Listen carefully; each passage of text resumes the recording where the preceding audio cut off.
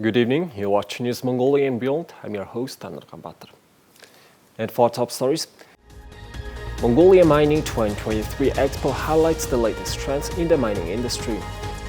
100% of potato and 82% of vegetable requirements will be grown domestically. And over 30,000 citizens travel through Khankh-Mond port annually.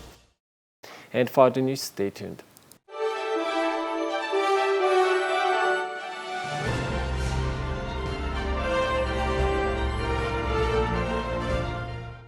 Mongolia Mining 2023, an international mining and oil expo, is running for the 12th consecutive year from October 3rd to 5th, and it is being held at the Hont Port complex.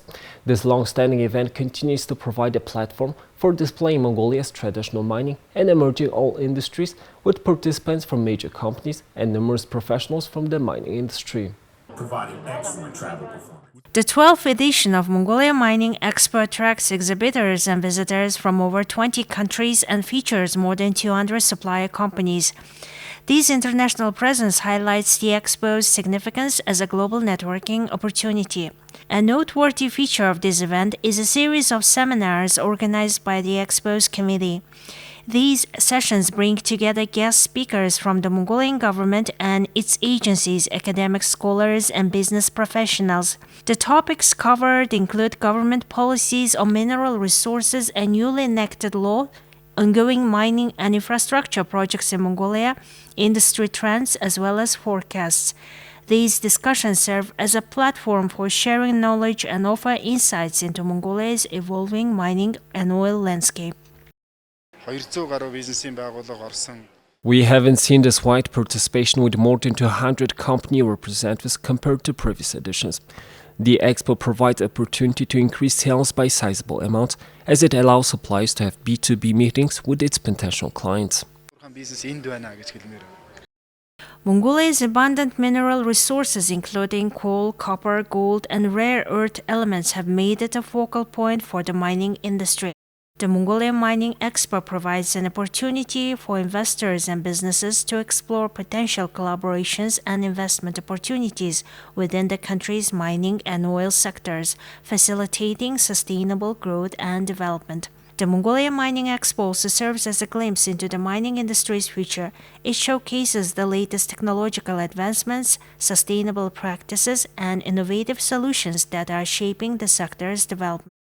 Participants gain insight into national and international trends, providing a competitive edge in an ever-evolving industry. In conclusion, the Mongolia Mining 2023 International Mining and Oil Expo highlights Mongolia's commitment to nurturing its mining and oil industries.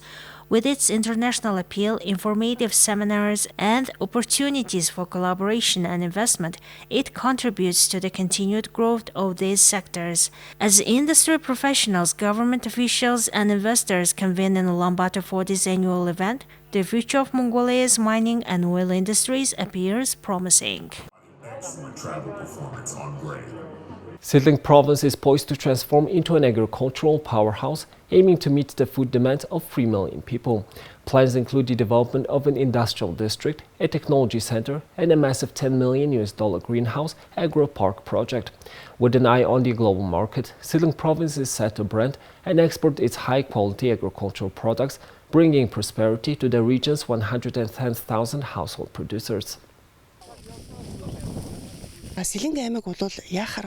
Sion Province is undoubtedly a strategic region that caters to the food needs of 3 million people. The agricultural sector should be developed into an industrial district and a technology center. We are also organizing activities to harness the benefits of this rapidly developing technology. Greenhouse farming is thriving in Sion Province. With 50 million from my own resources, agricultural park centers, and cooperation within the framework of foreign relations, we are planning a large greenhouse park project worth $10 million, and our research team is actively working on it. In the future, our aim is not only to just meet the basic consumption needs of our country, but also to enter the export market by cultivating productive varieties that that meet international standards and branding our products.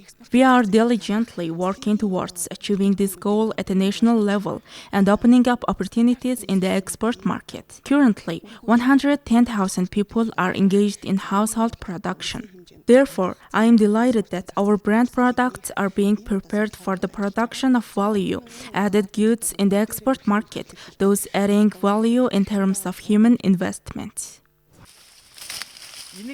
Over 30,000 citizens travel through Hont Port annually.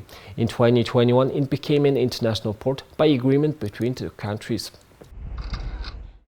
Khankh-Mond Port is a port with a constant flow of two-way traffic for citizens of Russia and Mongolia. In 2021, it became an international port by agreement between the two countries. By gaining international status, citizens of third countries can travel through Khankh Port and Khankh-Som, which has beautiful natural formations along the border and has been developed into a tourist area, and its economic situation has been improved.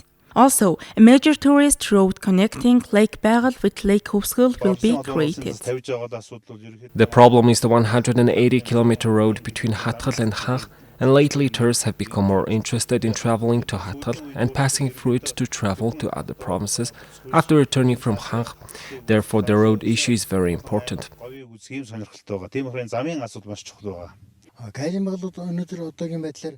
There is labor shortage problem in the customs office.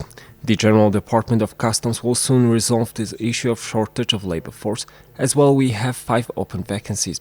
I hope that the General Department of Customs will provide us enough staff when it becomes an international port. Due to the fact that it's becoming an international port, works such as roads and construction works are being completed in several stages. It's planned that the port will have a new office building in 2025 to 2026, and the financing for the construction has already been resolved. If there will be visitors from third neighbor countries, then tourism will develop in Sion Province. Therefore, there will be a tourism road connecting Lake Baikal, Lake Khuvsgul, Lake Tirkhin-Tsaga of Arkhanga and Sion Province. On the other hand, once the infrastructure starts to develop, we need to solve the fiber optic cable issue. In this case, it has the potential to become a true international port. When Khankh Port becomes an international port and it will develop tourism in the region, then citizens of Khuvsgul province will have many advantages, such as buying goods and products at low prices and promoting their country to domestic and foreign tourists. Thank you for staying with us. Now let's take a look at the currency exchange rates provided by Mongol Bank.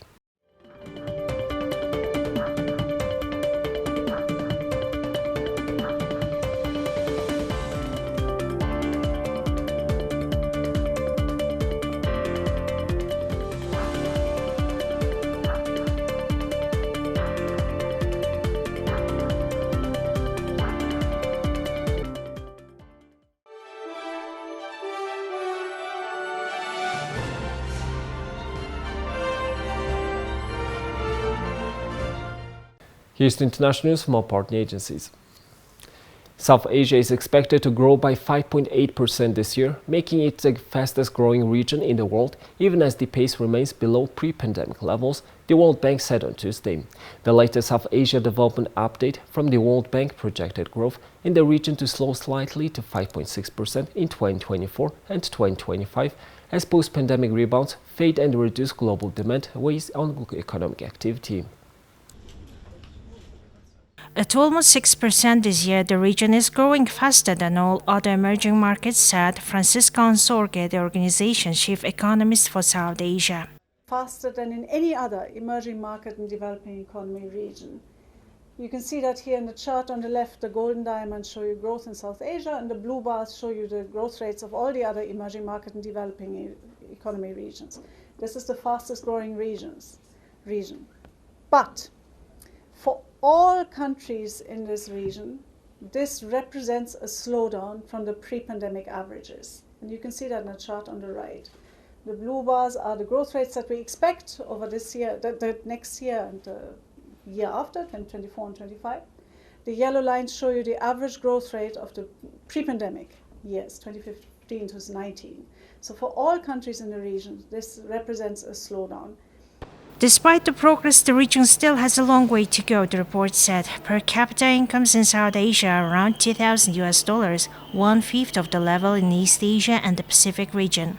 The current growth rates, while high, are not sufficient for South Asian nations to achieve high-income status within a generation, it said. Additionally, the growth is not necessarily equal.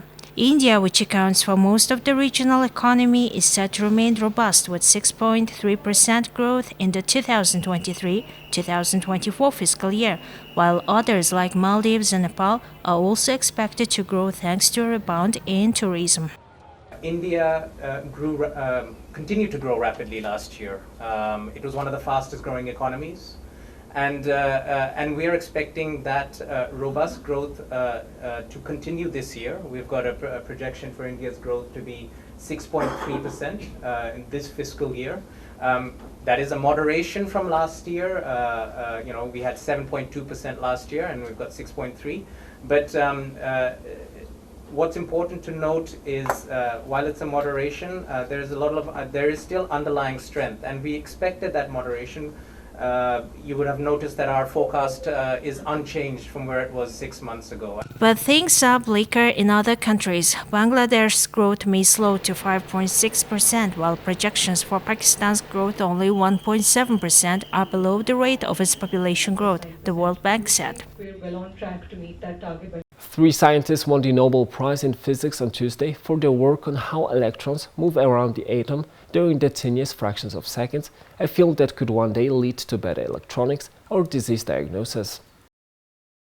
The award went to Pierre Agostini, Ferenc Krauss, and Anne L'Huillier for their study of the tiny part of each atom that races around the center and that is fundamental to virtually everything: chemistry, physics, our bodies, and our gadgets. Electrons move around so fast that they have been out of reach of human efforts to isolate them, but by looking at the tiniest fraction of a second possible, 1 quintillionth of a second known as an attosecond, scientists now have a blurry glimpse of them, and that opens up whole new sciences, experts said. Their experiments have given humanity new tools for exploring the world of electrons inside atoms and molecules, according to the Royal Swedish Academy of Sciences, which announced the prize in Stockholm. They have demonstrated a way to create extremely short pulses of light that can be used to measure the rapid processes in which electrons move or change energy. At the moment, the science is about understanding our universe, but the hope is that it will eventually have many practical applications. L'Huillier, who is only the 5th woman to receive a Nobel in Physics, said she was teaching when she got the call that she had won. She joked that it was hard to finish the lesson. Agostini is affiliated with the Ohio State University in the U.S. The Nobel Prize carry a cash award of 11 million Swedish kron or $1 million.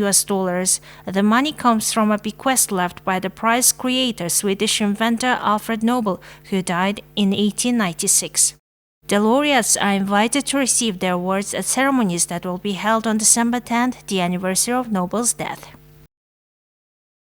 Iran's army conducted a major drone exercise amid rising tensions of its nuclear programs. Admiral Sayari showcased footage of an unidentified warship in the Indian Ocean, emphasizing the prowess of Iranian reconnaissance drones. The term extra-regional hints at potential American involvement, and accusations of drone supply to Russia are denied by Iran. In a recent development, Iran's regularly army conducted an extensive drone exercise across the nation on Tuesday, a move that comes amid escalating tensions with Western powers regarding its nuclear, missile, and space programs. According to Admiral Habibullah Sayari, who oversaw the drill and serves as the deputy army chief for coordination, approximately 200 drones participated in the exercise. Following the drill, the Iranian military released footage captured by one of their drones, showcasing an unidentified warship in the Indian Ocean. Beyond our sea borders and beyond the flight information region deep into the Indian Ocean, extra-regional vessels were reconnoitred by Navy drones, and you see the clear footage. Well, this shows how capable our reconnaissance drones are. In Iranian military terminology, this term is often used to denote American warships.